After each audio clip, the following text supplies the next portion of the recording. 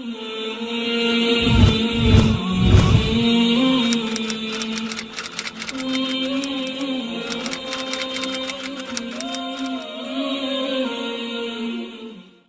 مذہب اور قانون عفت و عصمت کو قائم رکھنا چاہتا ہو اور زناکاری کو بند کرنا چاہتا ہو اس کے لیے کوئی چارہ نہیں کہ وہ تعدد ازواج کی اجازت دے۔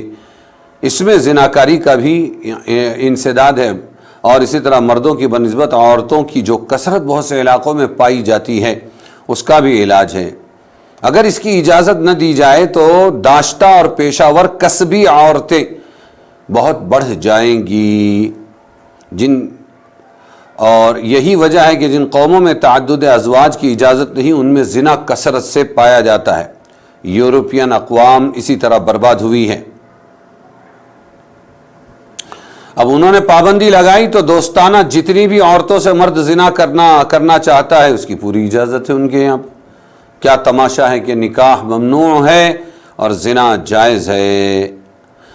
تو اسلام سے پہلے بھی ہر زمانے میں تمام مذاہب میں اس کی اجازت رہی ہے، اس کی کبھی مخالفت نہیں ہوئی۔ کسی مذہب کسی قانون نے اس پر کوئی حد نہیں لگائی، نہ یہود و نصارہ نے، نہ ہندوؤں نے، نہ آریوں نے، نہ پارسیوں نے۔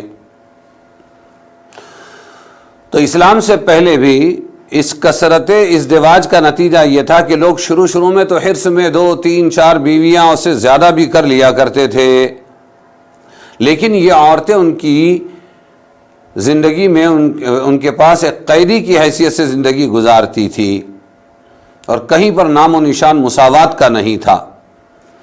اسلام نے تعدد ازدواج پر ضروری پابندی لگائی اور عدل و مساوات کا قانون جاری کیا، اور یہ کہہ دیا کہ 2 2 3 3 4 سے زیادہ کوئی مرد نکاح نہیں کر سکتا ہے۔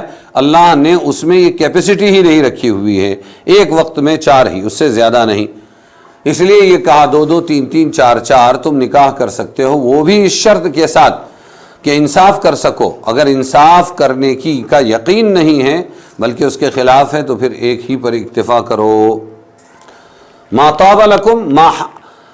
طاب لکم کا مطلب ہے جو تم حلال سمجھو، حلال عورتیں ان میں سے۔ تو یہ پابندی عائد کر دی کہ 4 سے زائد ایک وقت میں نکاح میں عورتیں نہیں رکھ سکتے۔ ایک شخص تھا غیلان ابن اسلم ثقفی، یہ مسلمان ہوئے، اس وقت ان کے نکاح میں 10 عورتیں تھیں۔ کس کے؟ غیلان ابن اسلم، وہ بھی مسلمان ہو گئی 10 کے 10۔ تو حضور صلی اللہ علیہ وسلم نے فرمایا 4 منتخب کر لو، باقی چھوڑ دو۔ انہوں نے چھوڑ دیا۔ پھر اس کے بعد حضور صلی اللہ علیہ وسلم کا زمانہ گیا، ابو بکر رضی اللہ عنہ کا زمانہ گیا، ان کے پاس 4 بیویاں تھیں۔ فاروق اعظم کا زمانہ آیا تو انہوں نے سب کو طلاق دے دی اور مال اپنی اولاد کو دے دیا۔ حضرت فاروق اعظم نے بلایا اور کہا تم نے محروم کرنے کے لیے یہ کیا ہے، طلاق واپس لو، اپنی بیویوں کو بھی اپنے نکاح میں لو اور ان کو بھی وارث بناؤ۔ قیس ابن حارث اسدی کہتے ہیں کہ جب میں مسلمان ہوا تو میرے نکاح میں 8 عورتیں تھیں، حضور نے فرمایا 4 رکھو اور 4 کو طلاق دے دو۔ ایسے ہی اور بہت سارے واقعات۔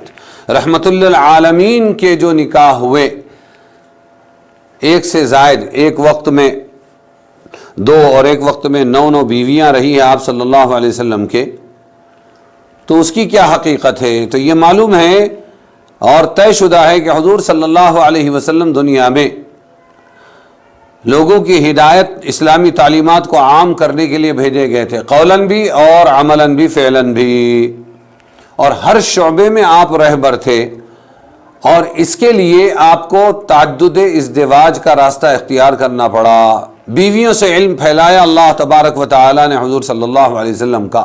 سب سے زیادہ نبی کے نزدیک بیویاں رہنے والی تھی، تو امہات المؤمنین سے علم پھیلا۔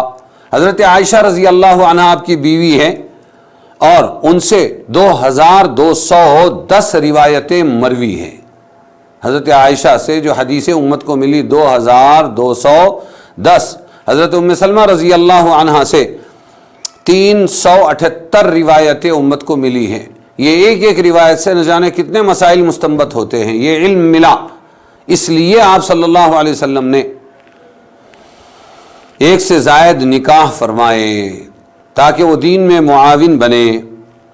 حضرت عائشہ رضی اللہ عنہا کے فقہ و فتاوی کو ترتیب دیا گیا تو تقریباً 200 فتوے ان کے مرتب ہوئے۔ 48 سال تک حضرت عائشہ رضی اللہ عنہا امت کو دین سکھلاتی رہی، ایک نصف صدی ہوتی ہے۔ تو اللہ کے رسول کا بھی مقصد اسلامی تعلیمات کو عام کرنا، اور آپ کی ازواج مطہرات کا بھی مقصد اسلامی تعلیم کو عام کرنا۔ یہ 2 بیویوں کا تذکرہ آیا، ایسے دوسری بیویوں کے بہت سارے فائدے ہیں، اور اس کی افادیت کو شہوت پرست انسان نہیں سمجھ سکتے۔ وہ تو جب بھی ایک سے زائد نکاح کی بات سنیں گے تو ان کو مستی ہی نظر آئے گی، لیکن آپ صلی اللہ علیہ وسلم کے یہاں اسلام کو پھیلانا مقصود تھا، ضمناً نکاح تھا۔ آپ صلی اللہ علیہ وسلم پر ہم کبھی شہوت پرستی کا الزام لگا ہی نہیں سکتے، کیونکہ آپ کی معصوم زندگی قریش مکہ کے سامنے تھی۔ 25 سال کی عمر میں آپ نے ایک 40 سال کی بیوہ جو 2 شوہر دیکھ چکی تھی ان سے نکاح کیا، حضرت خدیجہ رضی اللہ عنہا سے، اور 25 سال ان کے ساتھ رہے، اس بوڑھی عورت کے ساتھ۔ جب آپ 50 سال کے ہوئے تو ان کی عمر کتنی ہو گئی ہوگی؟ 15 سال بڑھا دو، 65 سال۔ 65 سال کی بیوی ہے اور آپ صلی اللہ علیہ وسلم 50 سال کے ہیں، اور اس میں بھی جا کے غار حرا میں عبادت میں بیٹھا کرتے تھے آپ صلی اللہ علیہ وسلم۔ تو یہ سب نے دیکھا کہ آپ نے اپنی زندگی کا جو قیمتی وقت تھا وہ اللہ کی عبادت میں گزارا، شہوت پرستی میں نہیں، جنسی تعلق میں نہیں، نفسانی جذبات میں نہیں۔ پھر اس کے بعد ان کے انتقال کے بعد آپ نے دوسرا نکاح کیا، اور پہلی رخصتی جو ہوئی حضرت عائشہ رضی اللہ عنہا کی، اس وقت آپ صلی اللہ علیہ وسلم کی عمر 54 سال تھی۔ آپ صلی اللہ علیہ وسلم کا وصال کون سی عمر میں ہوا؟ 63 سال کی عمر میں، 54 سال کے بعد رہ جاتے اوپر کے 6 سال، اور وہ 9 سال، 8-9 سال میں آپ صلی اللہ علیہ وسلم نے کل جو نکاح کیے ہیں وہ نکاح باقی کے اسی عمر میں ہوئے ہیں، یعنی 10 نکاح ہم کہیں گے، تو 8 سال میں 10 نکاح ہوئے ہیں آپ صلی اللہ علیہ وسلم کی۔ کیا یہ شہوت پرستی کا زمانہ تھا؟ نعوذ باللہ، جنسی خواہشیں پوری کرنے کا زمانہ تھا؟ 54 سال کے بعد آدمی کیا کرے گا؟